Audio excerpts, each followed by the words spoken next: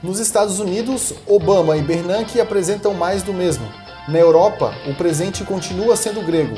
E no Brasil, a economia é atrasada pelos impostos. Não saia daí que o Saber Investir começa agora.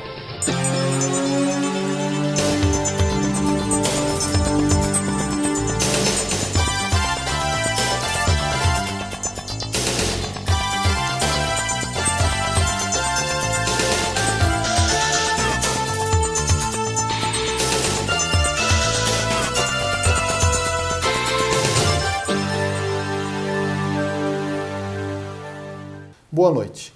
Depois do quase calote dos Estados Unidos em agosto, o resto daquele mês e o começo desse foi praticamente brando. Tivemos agora, né, Gia, uma volatilidade de novo na expectativa de discurso do Bernanke, na expectativa da apresentação de políticas de geração de emprego do Obama, mas nada mudou, continuou tudo igual e o mercado parece que voltou a se lembrar que a economia ainda não está boa. Bem, Daniel, os investidores continuam apreensivos, esperando algumas medidas ou novas medidas de estímulo à economia, né? Porque a gente sabe que a situação lá não é tão cômoda. Então a gente precisa saber de que forma que os Estados Unidos vão conseguir contornar essa situação tanto quanto desconfortável, não é?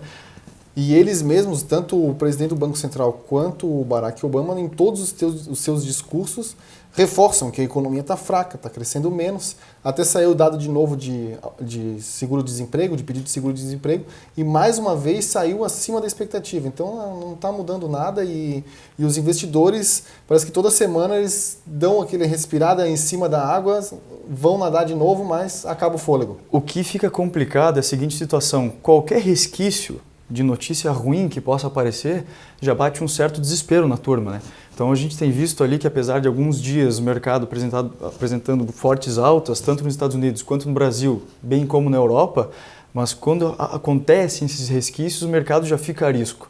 Então a gente ainda acompanha o índice Bovespa no ano com uma queda de aproximadamente 18%, né? Então ainda existem boas oportunidades no mercado de ações. As quedas ainda são expressivas, as empresas ainda estão baratas.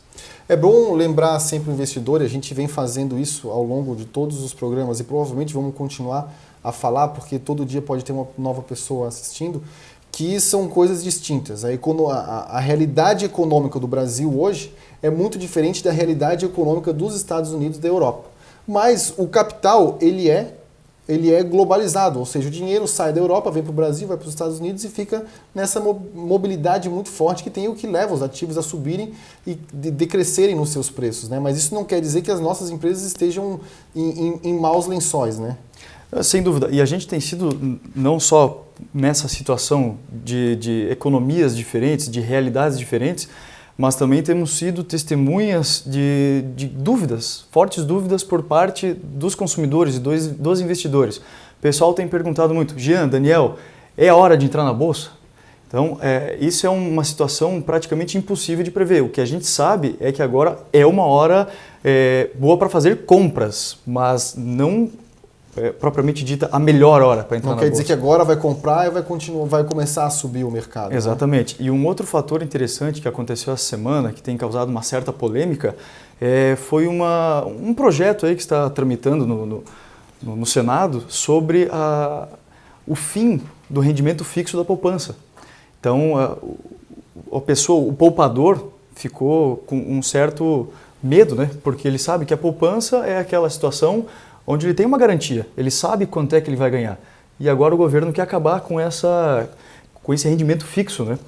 Então, mas por que o governo quer acabar com esse rendimento fixo? Porque a projeção, a vontade do governo começar a baixar os juros no longo prazo. Então, nesse ponto, a gente vê um benefício que o consumidor vai ter acesso mais barato ao crédito, né? Isso porque até o próprio Banco Central acredita que a situação econômica ou financeira do mundo pode piorar e o estímulo monetário será necessário. Por isso que ele abaixou de 12,5%. Algumas casas já estão prevendo aí que ele vai abaixar, reduzir mais 350 pontos base, outras 250 pontos base, ou seja, a gente pode ver uma taxa Selic aí quase na casa de 10%.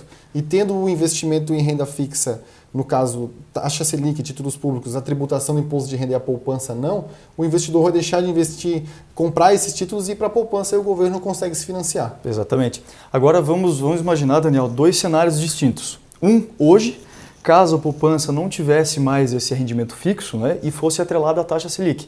De cara, o investidor já sairia ganhando o dobro do rendimento, porque a taxa Selic está atualmente em 12%, enquanto que a poupança na faixa de 6%. Então, hoje, o consumidor, o poupador, já sairia ganhando o dobro do rendimento. Porém, no longo prazo, caso venha acontecer essa redução da taxa fixa da poupança, né, o investidor vai precisar procurar outras formas de investimento, outras alternativas para que ele tenha um melhor aproveitamento do capital que foi reservado, né?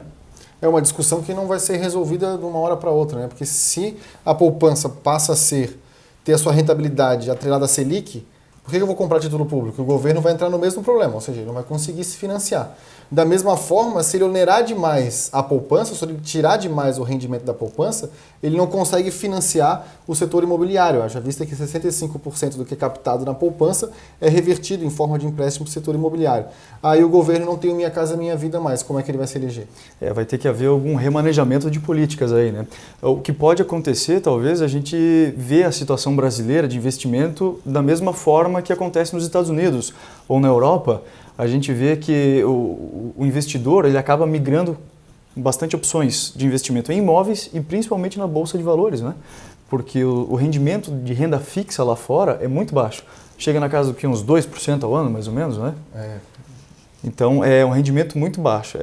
Provavelmente o investidor vai precisar correr para a Bolsa de Valores e outros investimentos aí, imóveis, e vai precisar de ajuda de profissionais especializados nessa área. É isso aí, Jean. E não sai daí, veja no próximo bloco quanto a carga tributária impacta nos seus investimentos. Voltamos já.